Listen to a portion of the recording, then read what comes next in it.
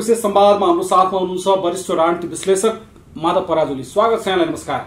नमस्कार, धन्यवाद। अहिलेको जुन नागरिक सरकार भनिएको छ, जीएनजी सरकार भनिएको छ, यत्रो विद्रोह यत्रो बलिदानबाट प्राप्त भएको एउटा देशलाई परिवर्तन गर्न सक्ने सरकार भनेर भनिएको छ, तर त्यो माथि जसले सरकार बनायो तिनीहरू नै आफै विरोधमा उत्रिँदै गर्दाखेरि अब सरकारले यो विषयमा केही सोच्नु पर्दैन माधव सर? सबैभन्दा पहिला चाहिँ जेएनजी आन्दोलनबाट उपलब्धि सरकार केही पक्षले सम्हाल्न पुग्यो, जेएनजी विद्रोहले परिवर्तन गर्यो, शक्ति दुरुपयोगले सत्ता कब्जा गर्यो, त्यसबाट आउन सक्ने बेनिफिट र त्यसबाट पाउन सक्ने बेनिफिट चाहिँ अर्को थर्ड पर्सनले पायो जस्तो मलाई लाग्छ। जो जेएनजी युवा पुस्ता को भेट्नुहुन्छ तपाईले? जेएनजी युवा पुस्ता को देख्नुहुन्छ तपाईले? सरकारमा त छैनन्। एउटा ल आएकै भए को आयो भनेर चाहिँ सोधेर चाहिँ फलानु चाहिँ जेएनजी को संयोजक हो भनेर भन्ने मान्छे तपाई देख्नुहुन्छ, पाउनुहुन्छ? जीएनजी को आन्दोलन त नेतृत्व पुगिन थियो, नेतृत्व खोजिरहेको छ सडकमा। सुन्नुस् न, तपाईले अहिले भन्दै गर्नुभएको कुरो मैले 24 गते जेएनजी आन्दोलनको नेतृत्व युवा सडकमा भौतारिरहँदा जुन अवस्था देशमा आइसकेको थियो संकट, त्यो बेलामा कुलमान घिसिङलाई चोकमा भेटेर मैले के भनेको थिएँ भने युवाहरू यी आफै मडारिरहेका छन्, यिनीहरूलाई नेतृत्वको खाँचो छ, कम्तीमा पनि यो बेला पनि ब्याक हट्नुभयो भने कुलमानजी देश र जनताले तपाईलाई कहिले पनि सम्झिने छैनन्, साथ र सहयोग चाहिन्छ भनेको थिएँ मैले। उहाँ साथ र सहयोग पाउनु पनि भयो, अहिले ऊर्जा मन्त्री बन्नु भएको पनि छ, तर उहाँको कार्यकालमा जे हुँदै गरेका कामहरू राम्रा कामको हामीले सम्मान गर्नुपर्छ, पक्कै हो। यदि अहिले नागरिक सरकारलाई पनि प्रयोग गरेर स्वार्थ लुट्ने नेता कार्यकर्ता जनतालाई शोषण गरेर दमन गरेर राख्ने ब्युरोक्रेसीका केही क्याडरहरू अहिले पनि सक्रिय भूमिका निर्वाह गर्दै जनतालाई दास बनाउन खोज्दैछन्।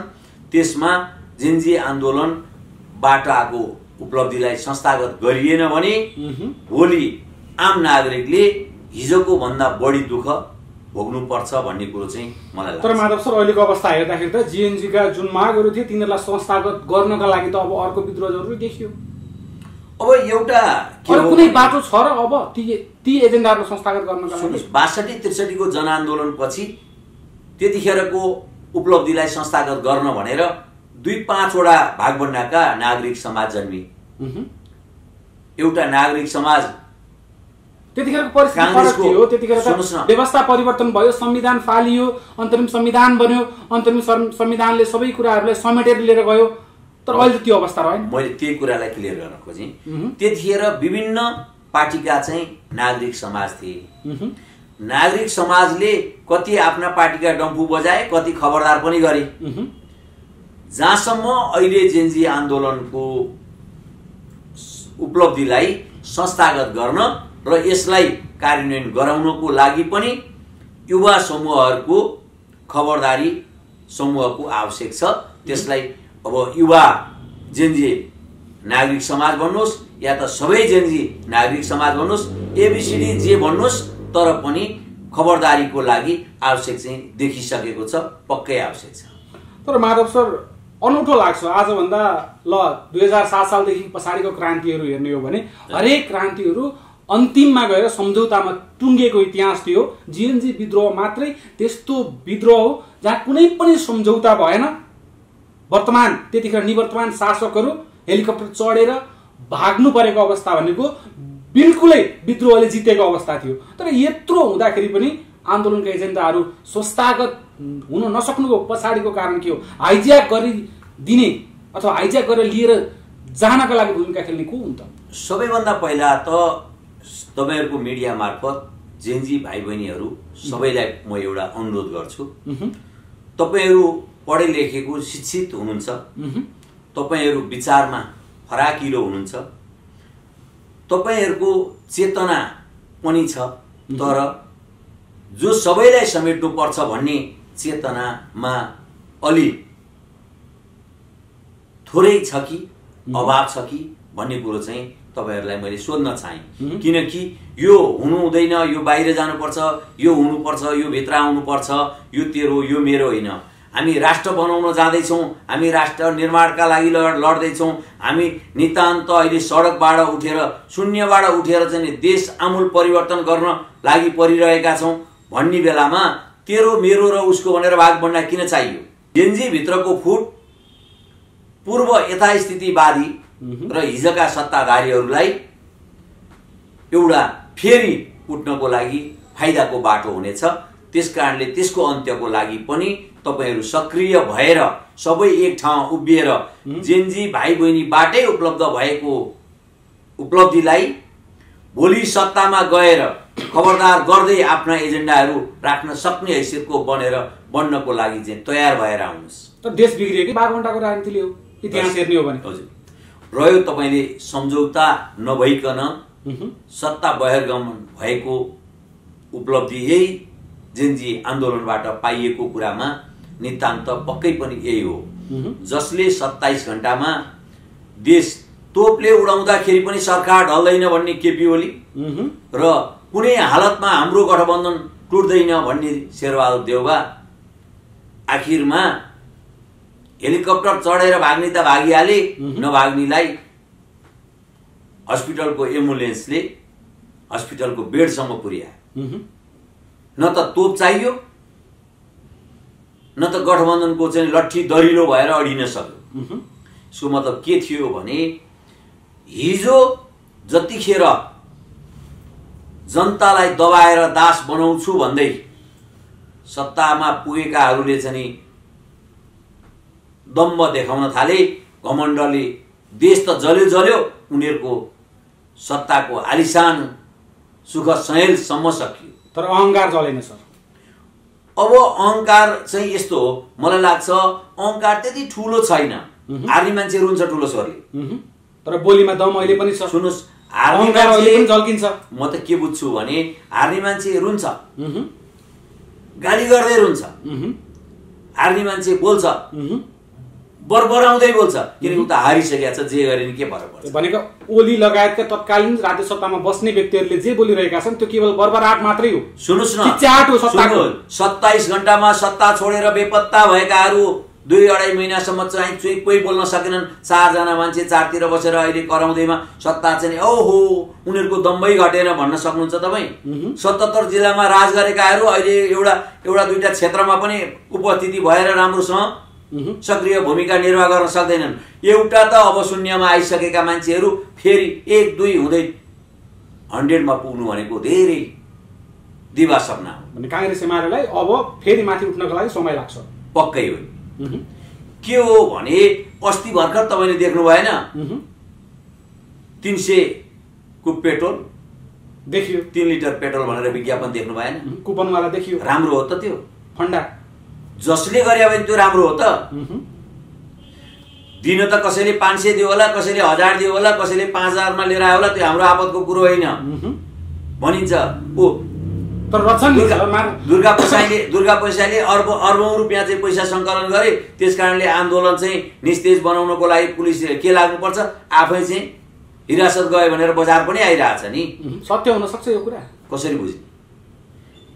न त पैसा सङ्कलन गर्ने बेलामा छु, न पैसा पाउने बेलामा मैले पाएको छु, दुवै कुरा छैन। तर के चाहिँ हो भने आन्दोलनका नाममा केही स्वार्थ लुट्नेहरू जुर्मुराउँछन् र उनीहरूले अर्थदेखि हरेक कुरामा चाहिँ व्यवस्थापन गर्छन्। कसले कति यत्रो विद्रोह भइसके पछाडि पनि देशले अब परिवर्तनको शङ्ख घोष गरिसके पछाडि पनि 300 को पेट्रोल लिएर कुनै अमुक पार्टीको कार्यक्रममा कार्यकर्ताहरू गइरहेको देख्दा अचम्म लाग्दैन? म त तपाईले त्यसो भन्दै गर्दा म 2 दिन भोकै बस्छु। मलाई कसैको 2 रुपैयाँ चाहिँदैन र म कसैको पार्टीको झण्डा बोकेर 200-500 रुपैयाँ लिएर जान्न पनि र जानीलाई पनि धिक्कार छ भन्छु। यस कारणले कि कम्तीमा ज्यामी काम गर्न जाऊ के त्यहाँ स्वाभिमान छ। 300 हैन 500 कमाउ बरु 1000 मा छौ नि, त्यहाँ त स्वाभिमान छ नि त। हो कर्म गरेपछि त्यसले मस्त खान पनि पाइयो, ढुक्कले सुत्न पनि पाइयो। भरे कसैको आन्दोलनमा पर टाउको फुट्छ भन्ने त छैन। तर एउटा कुरो, जुन विद्रोहबाट परिवर्तन भयो, जुन जेन्जी आन्दोलनलाई संस्थागत गर्न यो सरकार हर पल हरदम सक्रिय भएर लाग्नुपर्ने ठाउँमा केही निष्क्रियता भएको जस्तो चाहिँ मलाई पनि आभास भएको छ। यस कारणले कि कसैले खबरदार गर्दै गर्दा, कसैले च्यालेन्ज गर्दै गर्दा ठुलो ठुलो हेरेर बस्ने, कान थुनेर बस्ने, कसैले आन्दोलनको घोषणा गर्दा उसलाई राति 12 बजे गिरफ्तार गर्नुपर्ने, त्यो नागरिक सरकारले दुईटै कुरा त्यहाँनिर के बुझिन्छ भने हिजोको सत्तासीनलाई छुनुहुन्न, सत्तामा भोलि जान लागेकालाई छोड्नुहुन्न भन्ने हो। यति बेला चर्चाको विषय जीएनजी आन्दोलन पश्चात बनेको सरकार, जसको चौतर्फी विरोध भइरहेको छ। चारैतर्फबाट घेराबन्दीमा अहिले सुशीला कार्की नेतृत्वको सरकार छ जस्तो देखिएको छ। के हुन्छ अब माधव सर, के भइरहेको छ? सबैभन्दा पहिला जो आउँदै गरेको चुनावी माहौल, बन्दै गरेको चुनावी माहौलको अवस्थालाई बिथोल्नको लागि एउटा हिजो सत्ताबाट बहिर्गमन पाएको सरकारका केही नेता कार्यकर्ताले जुन खालको भूमिका खेल्दै हुनुहुन्छ, पहिलो दोष र दोषी भनेको सुशीला कार्की नेतृत्वको सरकार भन्दा पनि हिजोको पूर्व सरकारका नेता कार्यकर्ता रह्यो।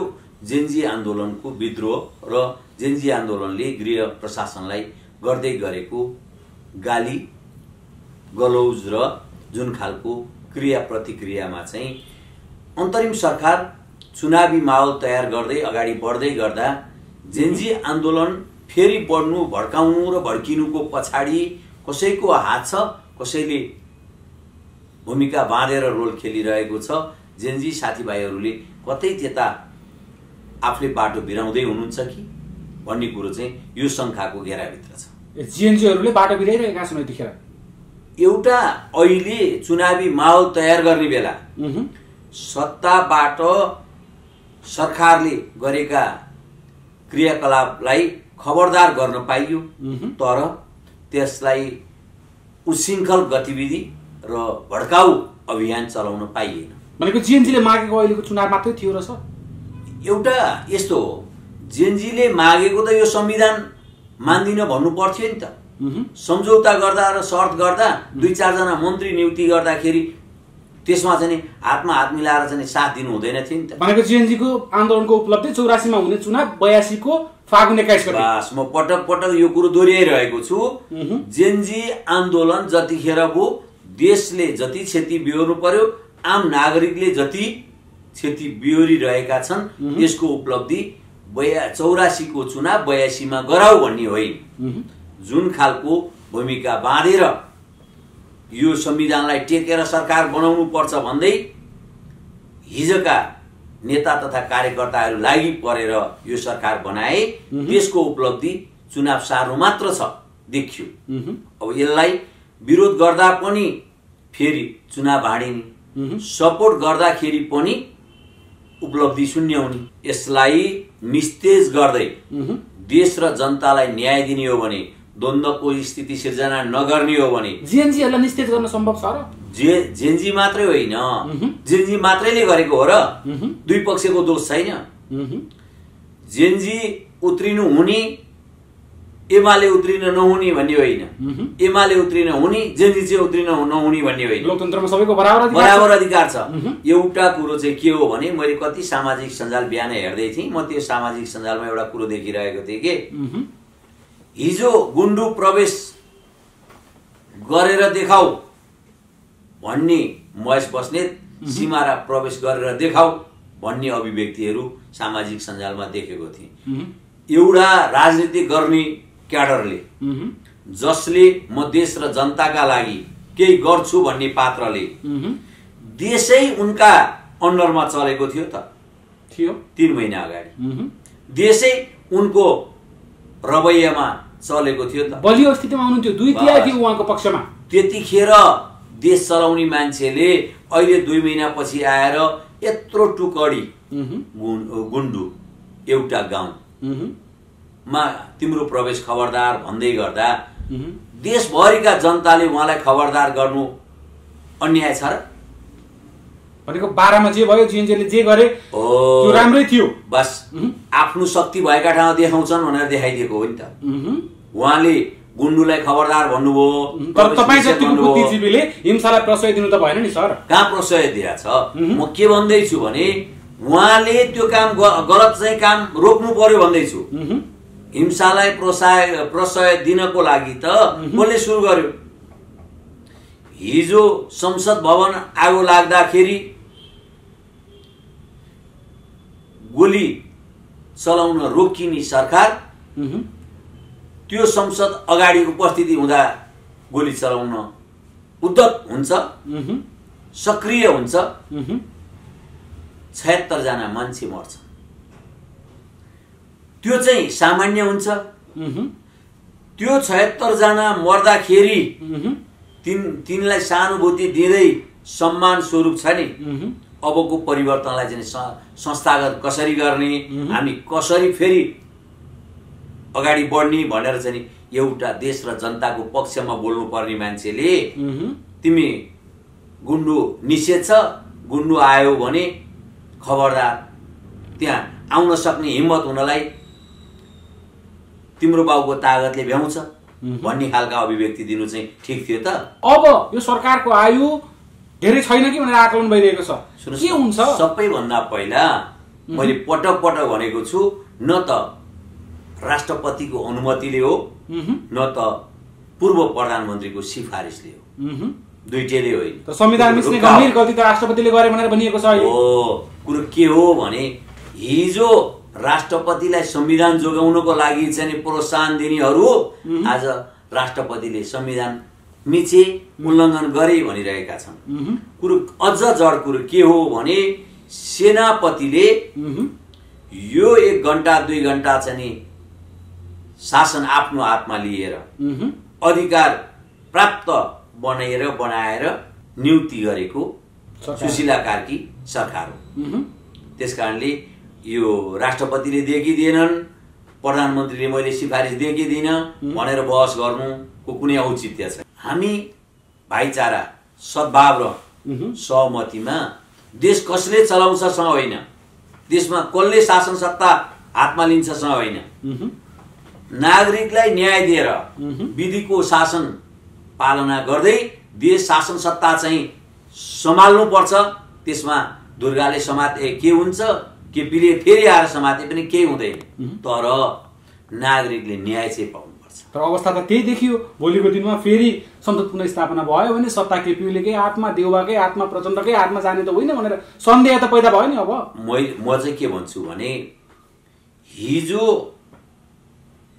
62-63 को जनआन्दोलनमा राजाले बिउत्याइदिएको संसद, राजालाई नै दरबारबाट लखेट्नका लागि नक्कली संसद बनाइएको थियो 83 जना हो, माओवादीको तर्फबाट 83 जना संसद बनाइएको थियो। ती सांसदले के गरे त भन्दा राजालाई दरबार बहिर्गमन गराइदिए, जंगलमा पुर्याए नागार्जुनको। त्यतिखेर कानुन लाग्दैन, त्यतिखेर कानुन चाहिँदैन, त्यतिखेर कानुन टेक्नु पर्दैन। तर अहिले जेनजी सरकारले, जेनजी आन्दोलनबाट परिवर्तित अन्तरिम सरकारले हरेक काम गर्नको लागि कानुन टेक्नु पर्छ। या त यो सरकार चुक्दै छ, अनि विश्लेषण हुन थालेको छ माधव सर। या त यो सरकारले पनि पटक पटक त्यही दुर्गा प्रसाईमाथि प्रहार गर्यो, त्यही रवि लामिछानेमाथि प्रहार गर्यो, र अहिले नागरिक सरकार जुन बन्यो, अन्तरिम सरकार जुन बन्यो, यो सरकारले पनि रवि लामिछानेमाथि प्रहार गरिरहेको छ, दुर्गा प्रसाईमाथि प्रहार गरिरहेको छ। आखिरी ती हिजोको दिनमा सत्तामा हाली मुहाली गर्ने, सत्ताको रसस्वादन गर्ने माथि अहिले पनि कारबाहीको डन्डा बर्साउन सकेको छैन भनेर आलोचना भइरहेको छ। यसमा तपाईलाई मैले तपाईहरुको मिडियाबाट पनि भनेको छु र फेरि पनि यही कुरो दोहोर्याउन चाहन्छु। जबसम्म ब्युरोक्रेसीमाथि प्रहार गर्न सक्दैनौ तबसम्म जति नेताले भ्रष्टाचार गरे होलान्, जति नेताले देश दोहन गरे होलान् त्योभन्दा धेरै ब्युरोक्रेसीले गरेको छ र अहिले पनि नागरिकलाई न्याय दिनको लागि ब्युरोक्रेसी कहिले पनि कटिबद्ध छैन, तयार छैन। त्यसकारणले नागरिकले न्याय पाउँदैनन्। यही अवस्थामा भनेको ब्युरोक्रेसी अहिले पनि नेताकै चाकरीमा छ। मैले कता सामाजिक सञ्जालमा हेर्दै थिएँ, जति देशमा सङ्कट आउनु र ल्याउनुमा चाहिँ पूर्वदेखि वर्तमानसम्म गृह प्रशासन या त सचिवहरूको हात ठुलो छ भन्ने कुरो पाएको छु। यो मन्त्रालयका सचिवहरूले चाहिँ देश सबै कुरो त नेताहरू कहाँ पुग्ने हो, नेताहरू कहाँ पुग्याउने भयो। हिजो उनीहरूकै आशीर्वादले त्यहाँ पुगिया छ, उनीहरूकै आशीर्वादले प्रमोसन भइया छ, उनीहरूकै आशीर्वादले चाहिँ फाइल सम्झौता भइएको छ। त्यो चाहिँ धेरै भन्दा धेरै देखियो। ल सर, समय दिनु समाज धन्यवाद। हस्, धन्यवाद।